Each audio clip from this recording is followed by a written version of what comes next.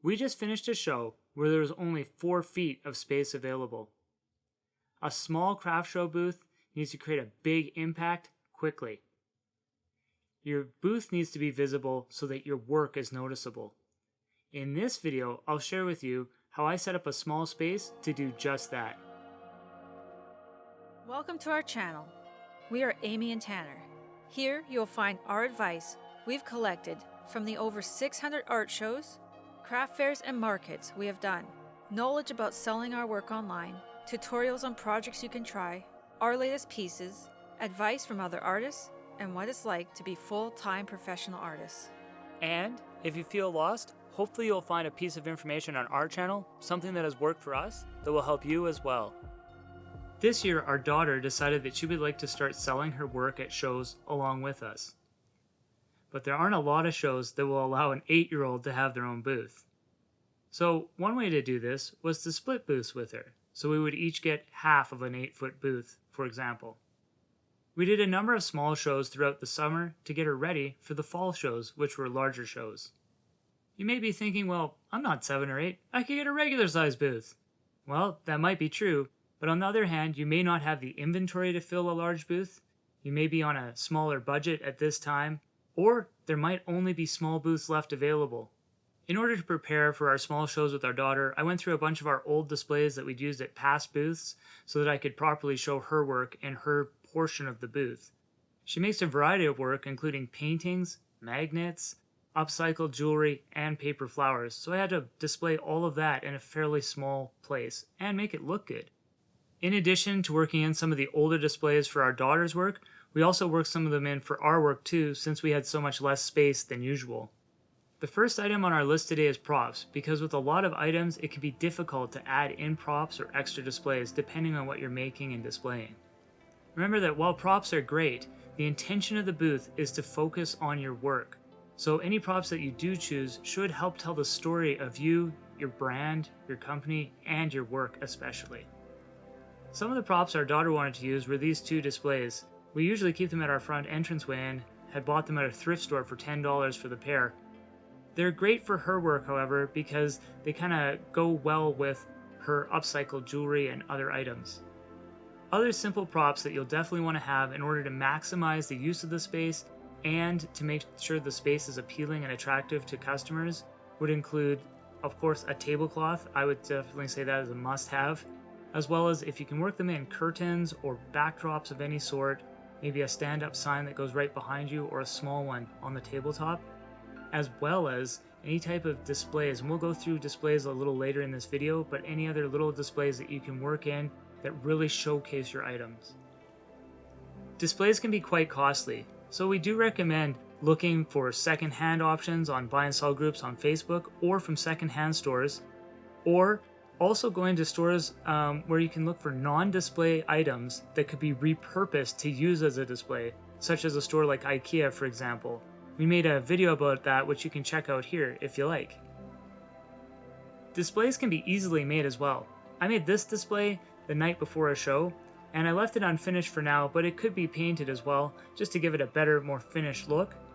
However, the purpose of this display was so that I could prop my jewelry trays up and have people see them from a distance and give a little bit of visual flavor to the table, and at the same time it gets me a great place to keep my square reader, my cell phone, etc. that's easily at hand, and anything else that I might need that's smaller, such as small packaging and so forth. If you have a little bit bigger budget for your booth and you really want to add some height and maybe give us some visual interest, I would recommend getting some adjustable pipe and drape. These are the same quality as what the companies that set up these large craft shows use, and they generally finish off your booth a lot nicer. If you can add in curtains, for example, in a show that doesn't have curtains, it really kind of draws focus right into your booth, and once you've added in your lights and everything else, it makes it just such a bigger impact than if you had open space behind you and you could see the next person's, the back of their display rack instead of just a nice black or white curtain right behind you. Another display that I have that I really love is this little pegboard that I got from IKEA. It's adjustable and it clamps onto most tables anyways, and once you've got it up, you can hang things on it such as little hooks or baskets to show your work depending on what you've got. You can also put small signs on it, etc. And I found this is a great way to build the booth up vertically, especially in a small space, so you're not losing table space, but at the same time, you're actually expanding your real estate of what you can display on. Other ways that you can build up with a small booth are doing things like adding in little acrylic displays like this one on your tabletop, or wire racks such as this one. We've got a variety of these wire racks. Depending on the size of the show and the vehicle that I'm using, I'll pick which one I can use for each. The small tabletop wire rack is great because it holds a variety of, I've put books in it, I've put scarves, postcards, etc. And with the larger rack, if you have the space in your van or your truck to bring one of these larger racks, this is great for all kinds of stuff. We use it all the time for books, but also I have used it to display purses and so forth. You can be creative with this rack. And another way to build height with one of these is to actually take your storage boxes that you brought your products in and put them underneath, as I've done here. And this shows a lot more of the product without it being lost beneath the table. And if you've got a very cramped space, the more height you can get, the better. I've noticed that this time there's displays for almost any type of product that you can imagine. And while you may not find exactly the display that's your dream display, you can often find a nice kind of budget-friendly alternative or something that you could repurpose, as we mentioned earlier. The next item on our list is lights. Lights are invaluable to your booth. Not only do they make the booth noticeable from a great distance, sometimes from across the hall, they also showcase your work beautifully and help bring out the colors and details in each piece. If you don't have power, a good option is to buy some of these LED lights that they sell in places like Amazon. I'll leave a link in the description below for those. And these are great because if you are in a show with no power or you don't want to pay for power at a larger show, you can get away with having light on your product, drawing the attention to your product that you need without having the expense of overhead as well. Now we're going to talk about signs. Signs are a great way of drawing attention to your booth, but you have to make sure when you're creating the sign that it's very noticeable. It's colorful, it jumps out, and it clearly kind of defines what kind of items that you have at the booth. I found that the best place to put these is, if you can, vertically. So what I mean by that is hanging it off your pipe and drape if you got pipe and drape, or off your grid wall if you have that, or even on your IKEA pegboard as I mentioned earlier.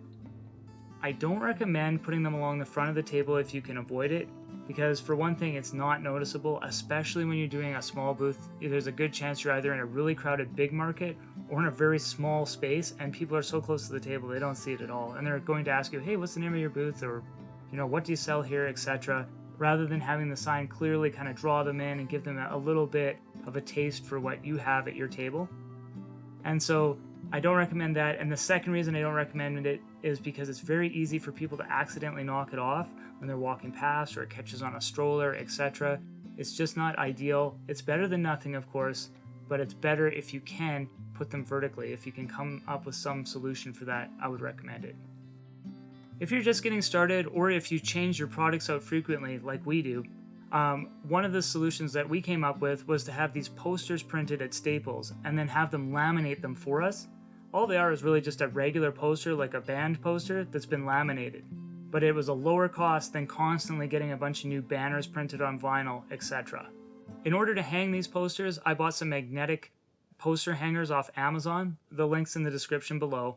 And I found these were really a good solution. I can even double side them if I've got a space where I'm hanging it off the pole and people can see it from either direction. I put a poster on both, facing both sides, so at least that someone's seeing some sort of picture of our work on the way up, no matter what direction they're coming towards the booth.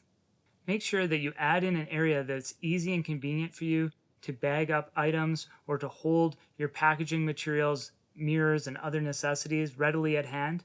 Another option for signs is to purchase a small laminator like this one. We'll leave the link in the description for that below as well.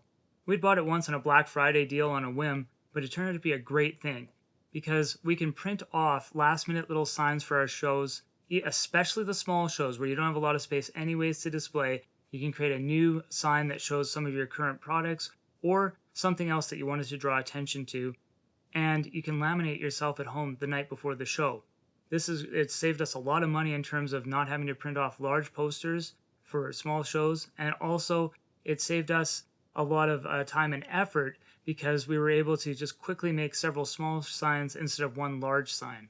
This display is another really cool one that we found recently. It was from a clearance shelf at a greenhouse, and it was made for displaying plant seeds, etc. But it has this little chalkboard on the top where you can either use chalk writing or add a small sign to it, as we have done, and then use it to display all kinds of different types of items. So these were perfect for our daughter's work. And of course, if what you wanted was a small booth, but the show doesn't have any or doesn't offer that configuration, check with the show and see if they allow table splitting. If they do, you can go with a friend or just a fellow vendor that you know and split the table, split the cost, and also be able to watch each other's work while you're on a break, etc. There's a lot of benefits to table splitting. Small booths can be a great option, especially if the show has great attendance, so it's not something to rule out entirely. Sometimes you may find out about the show too late, or you may not be ready to invest a lot into this particular show as you've never tried it before. So in those instances, this is a great option to try. Our favorite booth configuration is a 10 by 6 corner. It's a booth configuration that's not too big or too small, so it's very easy to manage, but at the same time it's very noticeable and you can add a lot of details and visual interest to it. Please let us know in the comments below, what is your favorite booth size?